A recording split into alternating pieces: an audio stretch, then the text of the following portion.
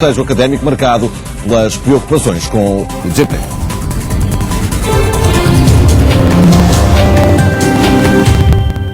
Como anunciámos a semana passada, as quartas-feiras de maio serão aqui centradas no mês do coração. Carlos Aguiar vai falar connosco hoje sobre doença cardiovascular na mulher. Doutor, muito bom dia. Muito obrigado pela sua presença. Há diferenças, de facto, entre homem e mulher no que toca a doenças do coração? Ah, sim, senhora. As mulheres são mais vítimas até de doenças cardiovasculares do que os homens, sobretudo porque as mulheres vivem mais anos do que os homens. E se é verdade que enquanto as mulheres estão à idade de poder ter filhos, aquela idade que nós chamamos de idade fértil, estão naturalmente protegidas das doenças cardiovasculares, isto é, os fatores de risco que fazem mal ao coração e ao cérebro, não fazem tanto mal nessas idades quanto lá mais para a frente. Depois da menopausa, as mulheres ganham o tempo perdido em relação aos homens e até ultrapassam para ter mais problemas cardiovasculares do que os homens. Eu, de facto, ontem li que as mulheres com doenças cardíacas morrem mais que os homens na mesma situação e confesso que fiquei um pouco surpreendido porque normalmente associamos as doenças cardíacas mais aos homens. Sem dúvida.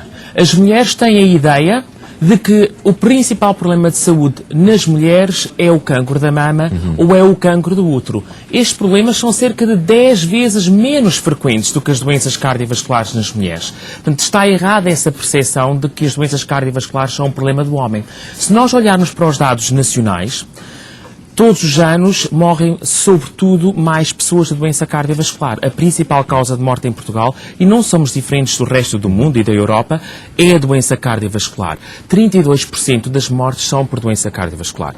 Essa percentagem, no entanto, nos homens é de 27%, nas mulheres é de 36%. São muito mais as mortes cardiovasculares nas mulheres. Portanto, é tempo das mulheres terem atenção que isto é um problema que também lhes bate à porta.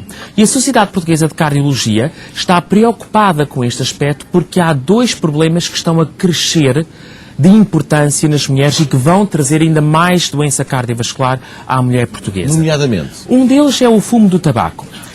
Os homens continuam em Portugal a ser muito mais fumadores do que as mulheres. À volta de 40% dos homens adultos fumam, contra 20 e poucos por cento das mulheres.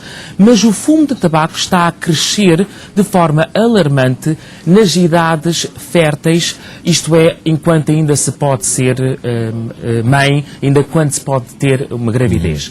Ora, o fumo de tabaco é algo a que as mulheres são mais suscetíveis do que os homens. Uma mulher arrisca-se a perder 15 anos de vida por ser fumadora, um homem arrisca-se a perder 13. Qualquer um dos dois perde imenso. E é uma questão que potencia também problemas cardíacos, como aqui sabemos, para além de outros problemas que possam surgir. Exatamente, além dos oncológicos. Portanto, o cancro e muitos outros problemas de saúde respiratórios, nomeadamente, também são potenciados pelo fumo de tabaco.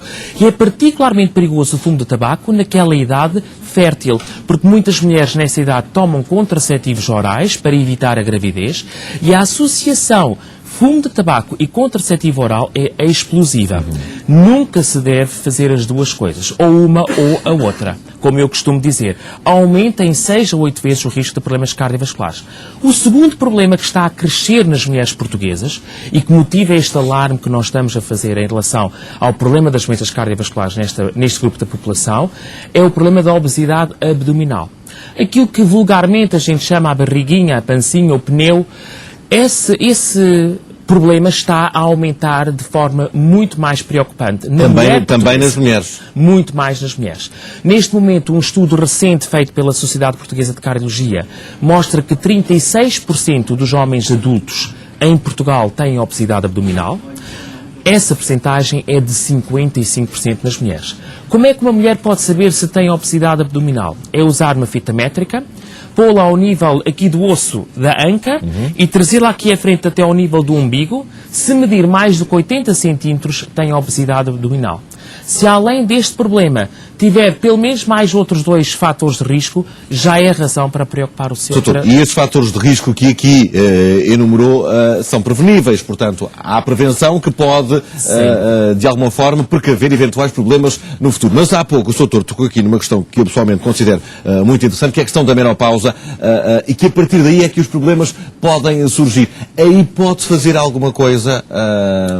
A terapêutica hormonal de substituição, que é algo que as senhoras também pensam, de um modo geral, que pode fazer muito bem e que volta a pô-las com um sistema até mesmo de vasos sanguíneos tão pouco suscetível aos fatores de risco, como quando eram mulheres mais jovens, em idade fértil, não previne eventos cardiovasculares.